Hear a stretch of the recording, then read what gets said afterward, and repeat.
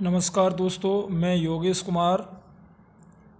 आज जो है एक ज्वलंत मुद्दे पर हम चर्चा करने के लिए ये वीडियो तैयार कर रहे हैं। सबसे बड़ी इस वीडियो का टाइटल है भारत का दुर्भाग्य क्या है। अगर हम भारत की वर्तमान दुर्भाग्य की बात करें तो बढ़ती हुई जनसंख्या है। हमने जो अभी आंकड़े जारी हुए हैं 2023 के, तो उसमें चाइना को भी क्रॉस कर दिया है और लगभग 150 करोड़ आबादी वाला देश बन गया है। इस आबादी की मुख्य वजह क्या है, बढ़ती हुई जनसंख्या के परिणाम क्या हैं और किस प्रकार से घातक हो सकता है, उस विषय पर कोई भी ध्यान नहीं देना चाहता है, न कोई चर्चा करना चाहता है।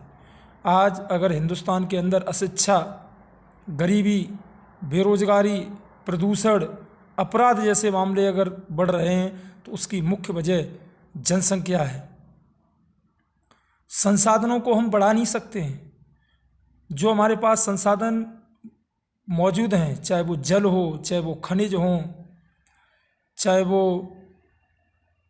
पृथ्वी हो, उस पृथ्वी को हम बढ़ा नहीं सकते हैं। जितनी पृथ्वी है हमारे पास उतनी ही रहेगी, जितनी ज़मीन है हमारे पास उतनी ही रहेगी। लेकिन हम एक कार्य कर सकते हैं, जनसंख्या को नियंत्रित कर सकते हैं।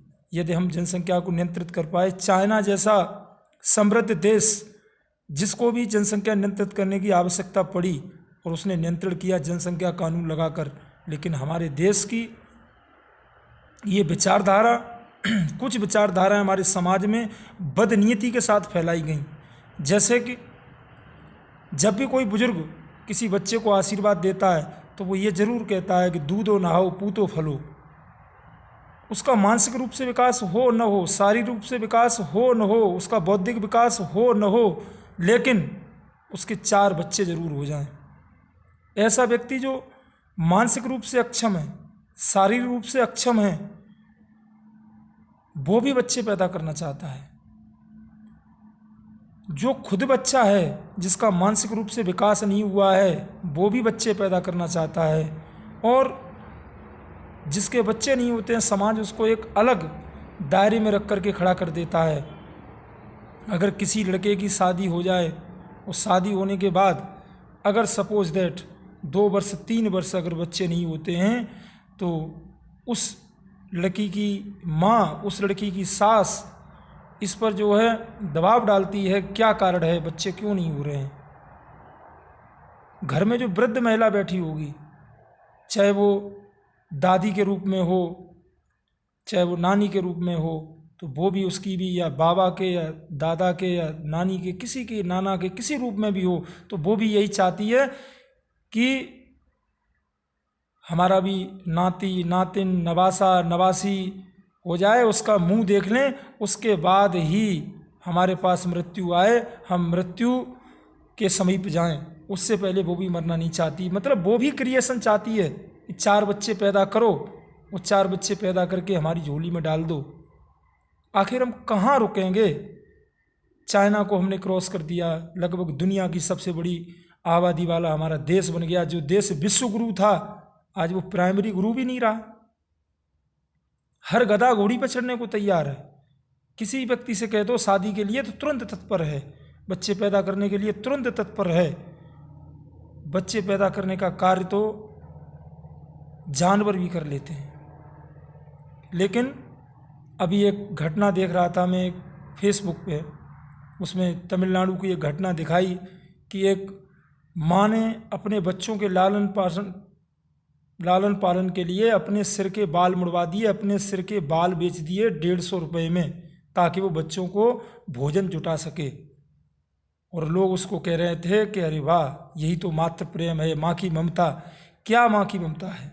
इसको आप माँ की ममता कहेंगे? अगर आप खुद, तुम्हारे पास संसाधन नहीं थे, बच्चों को खिलाने के लिए भोजन नहीं था, तो तुम्हें किसने अधिकार दे दिया कि तुमने 4 बच्चे और पैदा कर दिए? एक सिग्नल पे खड़े होकर भीख मांगने वाली महिला जो 4 बच्चों को लेकर के साथ में भीख मांग रही है और कह रही है बाबू इन बच्चों की खातिर 10 रुपये दे दो। जब तू खुद भिखारी थी तो तुझे किसने अधिकार दे दिया कि तू और 4 भिखारियों को इस पृथ्वी पर पैदा कर दे? और 4 भिखारी पैदा कर दिए।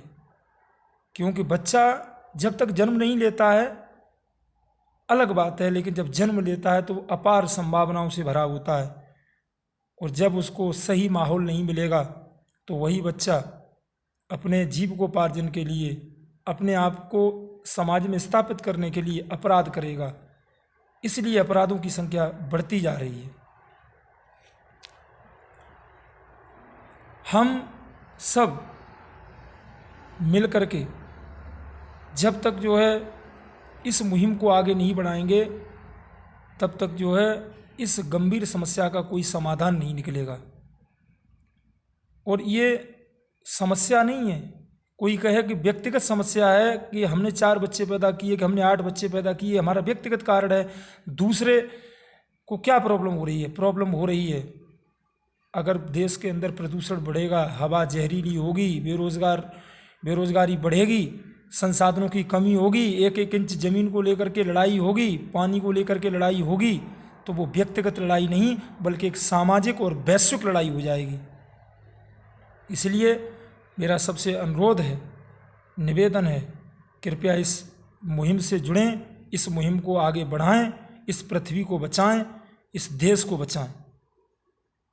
जय हिंद, जय भारत।